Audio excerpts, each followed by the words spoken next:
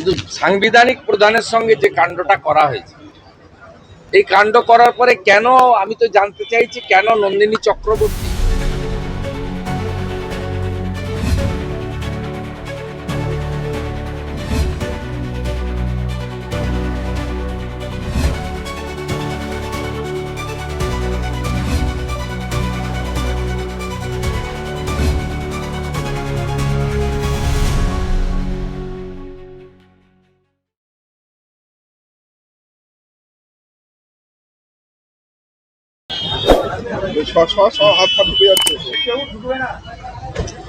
আজকে তো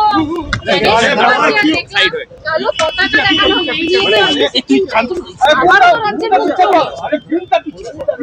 পড়ার কিছু নেই, তো একটা ইতরদের পার্টি, অসভ্য বর্বর, তাদের কাজ তারা করছে, অসুবিধা কি আছে? কুকুরের কাজ হচ্ছে মানুষের পায়ে কামড়ানো, মানুষের কাজ তো কুকুরের পায়ে কামড়ানো। এসআইআর এর বিরোধিতা করতে করতে আর কত নিচে নামবে তৃণমূল কংগ্রেস? শুধু তৃণমূল কংগ্রেস নয়, সিপিএমও একটু আগে সুপ্রিম কোর্টের কমেন্ট নিশ্চয়ই পেয়েছেন, বলছে আমাদের তো আরো কাজ আছে, শুধু পশ্চিমবঙ্গ নয়। অনারেবল চিফ জাস্টিসের কমেন্ট দেখেছেন, সকলেই বিরক্ত। মুখ্যমন্ত্রী, তার সরকার এবং তার দলের আচার আচরণে প্রত্যেকটা মানুষই বিরক্ত। তার অভিব্যক্তি আজকে সুপ্রিম কোর্টের চিফ জাস্টিসের মুখ থেকেও শুনতে পাওয়া গেল। ধর্ণা মঞ্চ থেকে মুখ্যমন্ত্রী বলেছেন আমরা আছি বলেই আপনারা আছেন, ভালো আছেন, আর একটা কমিউনিটি যখন জোট বাঁধবে তখন 1 সেকেন্ডে শেষ করে দেবে। উনি মনে হয় জানেন না, উল্টো দিকে থাকা কমিউনিটিটাও জোট বেঁধে ফেলেছে। আমি যে উনাকে হারিয়েছি নন্দীগ্রামে, উনি যে কমিউনিটিটাকে ইঙ্গিত করছেন, তো খুলেই বলি মুসলিমদের কথা বলছেন।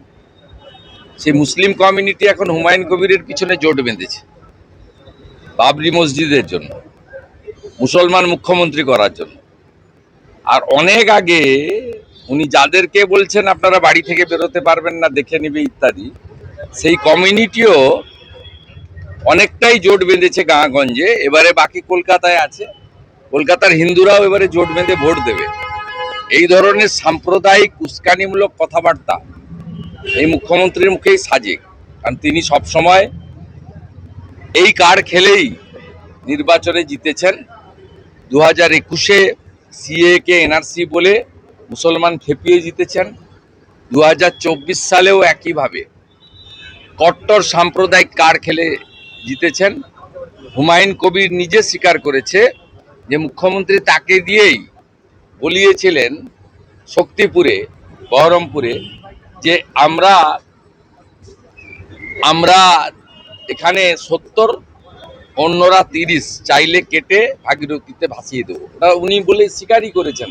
এটা আমার কথা ছিল না, এটা মুখ্যমন্ত্রী আমাকে বলতে বলেছিল ইউসুফ পাঠানকে জেতানোর জন্য। প্রাক্তন ডিজিকে অতিরিক্ত দায়িত্ব দেওয়া হলো, আজকে বৈঠকে গুরু দায়িত্ব পাচ্ছেন ডিজি রাজীব। অত্যন্ত অনৈতিক কিছু কাজ করছেন তিনি। এখন ডিজি নন, অথচ ডিজির বাংলোতে বসে আছেন। 1 নম্বর, ঘাড় ধাক্কা মেরে বের করানো উচিত। দ্বিতীয়, আজকে যখন ওয়েস্টিন হোটেলে উনি যান, উনি এই মুহূর্তে এমপিও নন। বিকেল 3টের পরে যদি সার্টিফিকেট পান তখন এমপি হবেন। তখনও এমপি হবেন না, যতক্ষণ না রাজ্যসভায় ওথ নিচ্ছেন ততক্ষণ এমপি হওয়া যায় না। তাকে আজকে যে ধরনের ধপাধপ করে মমতা পুলিশের লোকরা স্যালুট দিচ্ছিল, আমাকে একজন ভিডিও পাঠিয়েছে, তাতে পুলিশের কতটা অধঃপতন হয়েছে, তারা কতটা আনএথিক্যাল কাজ করছে, কতটা পার্টিতন্ত্রের সঙ্গে নিজেদেরকে মিশিয়ে ফেলেছে, তার প্রকৃষ্ট উদাহরণ। রাষ্ট্রপতি হোক কিংবা এই জ্ঞানেশ কুমার, পরপর দুটো ঘটনা ঘটে গেল বাংলায়, কিন্তু মুখ্যমন্ত্রী এখনো চুপ করে রয়েছে। মুখ্যমন্ত্রী করাচ্ছেন, চুপ করে থাকবেন কেন? ক্ষমা চাইবেন? উনি ক্ষমা চাইবেন? কোথায় ক্ষমা চাইবেন? কেন ক্ষমা চাইবেন? মুখ্যমন্ত্রী ক্ষমা চাইবেন কেন? এটা তো উনার আজকের নয়। গত লোকসভা নির্বাচনে যে মাঠে বর্ধমানে মুখ্যমন্ত্রী সভা করে এসছেন, তার 3 দিন পরে ওই মাঠে প্রধানমন্ত্রীকে সভা করতে দেয়। সম্প্রতি গত সপ্তাহে 2 তারিখে অমিত শাহজির হেলিকপ্টার নামার পারমিশন এসেছে দিল্লি থেকে, ধমক খাওয়ার পরে, স্বরাষ্ট্র দপ্তর থেকে ধমক খাওয়ার পরে। উনার নামার 2 ঘন্টা আগে নিতিন নবীনজিকে বিহারে নামতে হয়েছে, পশ্চিমবঙ্গে হেলিকপ্টার নামার পারমিশন দেয়। উনি ক্ষমা চাইবেন কেন? এরা তো নয় রাজনৈতিক নেতৃত্ব, যদিও এরা অনেক বড় স্ট্যাটাসের নেতৃত্ব, কিন্তু সাংবিধানিক প্রধানের সঙ্গে যে কাণ্ডটা করা হয়েছে, এই কাণ্ড করার পরে কেন, আমি তো জানতে চাইছি কেন নন্দিনী চক্রবর্তী ডিজিপি, দার্জিলিং এর ডিএম এবং সিপি শিলিগুড়ি, তারা এখনো সাসপেন্ড হন। এই একই কাজ তো করেছিলেন 2021 সালে কলাইকুণ্ডাতে আমার সামনে, আমাকে ডাকার জন্য প্রধানমন্ত্রীকে অপমান করেছিলেন শুধু মুখ্যমন্ত্রী নন, তদানীন্তন চিফ সেক্রেটারি আলাপন বন্দ্যোপাধ্যায়। সাংবিধানিক আর হোক কি মানুষ জাগুন, মানুষ জাগুন, মানুষ সব দেখছে। মানুষ যদি ঐক্যবদ্ধভাবে সংবিধানকে বাঁচাতে চান, তাহলে এই সরকারকে পরিবর্তন করতে হবে। আর মাত্র 6 সপ্তাহ আছে এই সরকারের। নির্বাচন পয়লা বৈশাখের পরে যে কোনো দিন ভোট হবে, আমরা কয়েকদিনের মধ্যে নির্ঘণ্ট পেয়ে যাব, তা চূড়ান্ত জায়গায় চলে গেছে। অতএব মানুষকেই এই সংবিধান বিরোধী সরকারকে তুলে ফেলার দায়িত্ব নিতে হবে, মানুষকেই জানতে হবে। তবে স্যার, নতুন রাজ্যপাল নিয়োগ হয়েছে রাজ্যে। মমতা ব্যানার্জি বলছে উনি তো বিজেপির প্যারেড করা ক্যাডার। যেমন রাজীব কুমার তৃণমূলে প্যারেড করার ক্যাডার ছিল, এখন যেমন সুপ্রতিম সরকারের প্যারেড করা ক্যাডার, বিনীত গোয়েল যেমন প্যারেড করা ক্যাডার ছিল, বা এই যারা আইএস অফিসাররা, বিভিন্ন জেলায় এসপিরা, ডিএমরা, চিফ সেক্রেটারি, হোম সেক্রেটারি, এই 15 বছর তারা ওই তৃণমূলের প্যারেড করা ক্যাডার। তো অবস্থান বিক্ষোভের মঞ্চে কাল যখন প্যারা টিচাররা গেছিল তাদেরকে সেখান থেকে তুলে দেওয়া হয় পুলিশ দিয়ে, অথচ তিনি বলেছিলেন যে তার থেকেও বেশি গুরুত্বপূর্ণ বিষয় সেখানে বিক্ষোভ চলছে। চাকরি চলে যাওয়ার থেকে কোনটা ওনার কাছে কখন গুরুত্বপূর্ণ, কোনটা কখন ওর কাছে গুরুত্বহীন, এটা বলা খুব মুশকিল। এটা অন্তত বুঝুক যারা একটা সময় ওকে সমর্থন করেছিলেন, তারা বুঝুক। আর কথা হচ্ছে যে উনি প্যারা টিচারদের উদ্দেশ্যে বলছে রাজনীতি করবো না। রাজনীতিটা একেবারে ওটা মনোপলি মমতা ব্যানার্জি করবেন, আর কেউ রাজনীতি করতে পারবে না।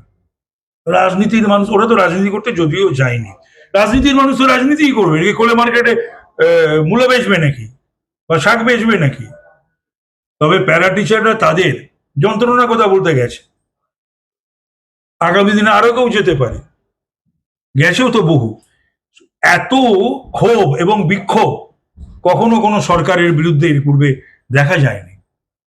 রাস্তায় দিনের পর দিন, মাসের পর মাস, বছরের পর বছর এই অবস্থান, অনশন, রৌদ্রে, বৃষ্টিতে, শীতে, এরকম মা বোনেরা, যুবক যুবতীরা, ছাত্রছাত্রীরা, ডাক্তার, মহিলা ডাক্তাররা, এর পূর্বে তো কখনো দেখা যায়নি।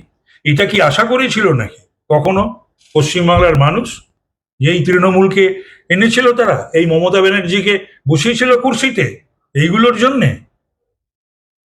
অবস্থান বিক্ষোভের মঞ্চ থেকে মুখ্যমন্ত্রী তিনি বলেন যে বিজেপি ভোট কাটিয়ে বঙ্গ বিভাজনের চেষ্টা করছে। বঙ্গ বিভাজনের চেষ্টা তো আপনি করছেন।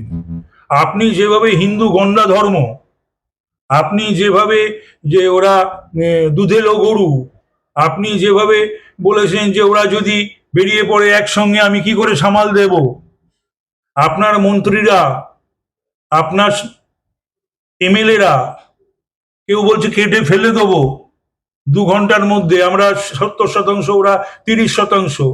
দাওয়াতে ইসলাম আপনার ঘনিষ্ঠ ভাইয়ের মতন মেয়র এবং পূর্ণমন্ত্রী, কারোর বিরুদ্ধে একটি কথাও, একটি শব্দও কিন্তু আপনি ব্যবহার করেননি, ভৎসনা করেননি, এবং যেটা আপনি অকারণে মানুষকে ভৎসনা করে থেকে থাকেন, অপমান করে থেকে থাকেন, এদের কাউকে একটা কথাও আপনি বলতে পারেননি। এবং যেভাবে জঙ্গি জিহাদিরা তাদের জায়গা ভেবেছেন এই কলকাতাকে বা বাংলাকে, তাদের মুক্তাঞ্চল ভেবেছেন, যত ধরা পড়ছে এই কলকাতা বাংলা থেকে, এবং যাদের ধরছেও অন্য জায়গায়, অন্য স্টেটেতে, তাদেরও সেই অরিজিনটা কিন্তু সেই কলকাতা বাংলা, এখান থেকেই তারা গেছে। তো সুতরাং সেক্ষেত্রে সেখানেও কিন্তু আপনার পুলিশ, আপনার প্রশাসন কোনো কাজই আগেও করেনি, পরেও করেনি।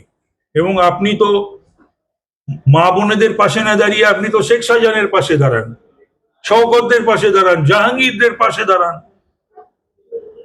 কেষ্টমণ্ডলদের পাশে দাঁড়ান, অত্যাচারীদের পাশে দাঁড়ান। আপনি বাংলাকে বিভিন্ন সময় আপনি যে সংবিধান বহির্ভূত কাজ করছেন, রাষ্ট্রপতির ক্ষেত্রে আজকে যেটা আপনি করেছেন, প্রধানমন্ত্রীকে যে ভাষায় আক্রমণ করেন,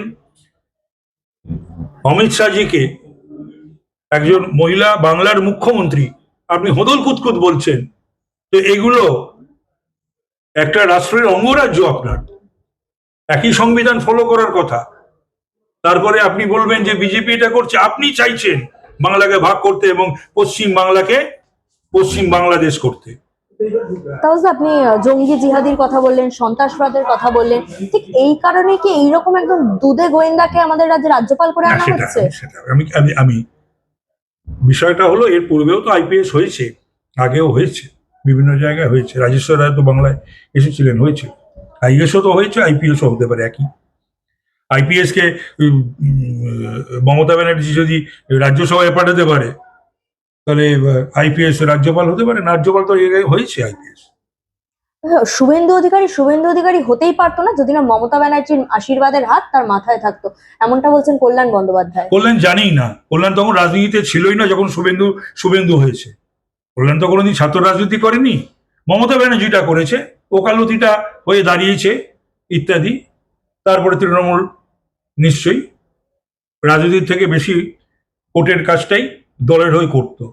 কিন্তু শুভেন্দু একটা কলেজ রাজনীতি থেকে ওঠা, একটা CR, unit president, union general secretary, sub division leader, district leader স্টেটের, অতই যদি বুঝতো, তাহলে সেই সময় এতগুলো মন্ত্রিত্বের দায়িত্ব, যুব তৃণমূলের দায়িত্ব এবং নন্দীগ্রাম, বরঞ্চ এটা বলা যেতে পারে শিশির দা বা শুভেন্দু যদি সেই সময় মমতার পাশে না দাঁড়াতো, মমতা হতে পারতো না। এই যে বিজেপি উনি কল্যাণ সবসময় মনে করে সবাইকে যেন মমতা যেন তৈরি করেছে। আমাদের কি মমতা তৈরি করেছে নাকি? আমরা সমবয়সী। শুভেন্দু নয় ছোট, আমাদের অনেক বছর, 15 ছোট বা তারও বেশি হতে পারে, 16 হতে পারে। কল্যাণ টল্যাণ বা আরো যারা অনেকে রয়েছে, তারা তৃণমূল না হলে, মমতা ব্যানার্জি না হলে তাদের রাজনীতিতে দেখা যেত না। তাদের অনেকেই এমএলএ, এমপি, কাউন্সিলর, মন্ত্রী এগুলো হতে পারতো না। কিন্তু আমরা তৃণমূলে জয়েন করার আগে আমাদের রাজ্যে প্রতিষ্ঠিত নাম। এই কল্যাণ বন্দ্যোপাধ্যায়ের মুখে নারী সম্মানের কথা, তিনি বলছেন যে নারীকে সম্মান করতে শিখুন। এই যে প্রতিদিন মুখ্যমন্ত্রীকে এত আজে বাজে কথা বলেন, এতে আপনাদের পতন অনিবার্য। সেইটা আসলে আমার মনে হয় এখন কল্যাণের নম্বরটা একটুখানি কমেছে, যে কোনো কারণেই হোক। কল্যাণ এই সমস্ত বলে আবার ওর যে জায়গাটা ছিল সেইখানে ফিরতে চাইছে, সেটা ভালো। সেটা তৃণমূলে তো জায়গা কাকে কখন, তৃণমূলে তো লুডো খেলা, কে কখন সাপের মুখে, কে কখন সিঁড়িতে, এটা সবাই জানে এবং চলি, ওখানে এই কথাটা চলে। তো এখন এই সমস্ত কথা বলে একটু প্রচারের আলোকে আসা বা আবার মমতার গুরুবুকে দেখা, যদিও এখন তো দলে মমতাই একমাত্র নয়, আরো একজন রয়েছেন। দুজনের আস্থাভাজন না হলে পরে মুশকিল আছে। অভিষেক বন্দ্যোপাধ্যায় রাজনীতিতে আসা নিয়ে শুভেন্দু বাবুর রাগ। অভিষেক বন্দ্যোপাধ্যায় হাঁটুর কোয়ালিটি তো তুই কোনোদিন আসতে পারবি না, এমনটা বলেছেন কল্যাণ বন্দ্যোপাধ্যায়। না, কল্যাণ এখন অভিষেককেও তেল দিতে হবে বলে এই কথা বলতো না, এটা ঠিক নয়। অভিষেকও যদি তার পিসি মুখ্যমন্ত্রী না হতেন, তাহলে রাজনীতিতে আসতো কিনা এটাও একটা কোয়েশ্চেন মার্ক। আর আসলে পরেও রাজনীতিতে যদি পিসি মুখ্যমন্ত্রী না থাকতো, তাহলে পরে সর্বভারতীয় তৃণমূল কংগ্রেস, যেটা সর্বভারতীয় নয়, আঞ্চলিক বা স্টেটের দল একটি, সেটার সর্বভারতীয় সাধারণ সম্পাদক বা 3বারের ডায়মন্ড হারবারের সাংসদ এটা হতে পারতো না। এটা দেখতে হবে যে এইগুলো গাত্রদাহতে জ্বালায় বলছে কল্যাণ। তার কারণ আজকে শুভেন্দুর যে ভাবমূর্তি এবং শুভেন্দুর যে পরিচিতি, যে অ্যাকসেপ্টেন্স এবং জনপ্রিয়তা, তার তো ধারে কাছেও এই কল্যাণরা কোনোদিন আসতে পারবে না। তাই জন্যই জ্বালা যন্ত্রণা থেকে এই কথাগুলো বলছে। আমি আবারও বলি, শুভেন্দু কিন্তু একেবারে গ্রাম থেকে, কলেজ থেকে ওঠা, আজকে সে প্রতিষ্ঠিত বাংলার বিরোধী দলনেতা। একটাই লাস্ট প্রশ্ন, মহুয়া মৈত্র তিনি বলছেন যে যে তৃণমূলের সঙ্গে নেই সে বাঙালি নয়, তার বাঙালি হয়ে থাকার অধিকারটাই নেই। মহুয়ার এই কথাটাকে আমি সমর্থন করতাম যদি মহুয়া তার জীবন সঙ্গী হিসাবে বিদেশি কাউকে বা দ্বিতীয় বাংলার কাউকে বেছে নিতেন। দুটো ক্ষেত্রেই তো বেছে নিয়েছেন বাংলার বাইরের মানুষকে, তো তাদের বাংলার প্রতি দরদ মানুষ খুব একটা গ্রহণ করবে বলে মনে হয় না। অসংখ্য ধন্যবাদ।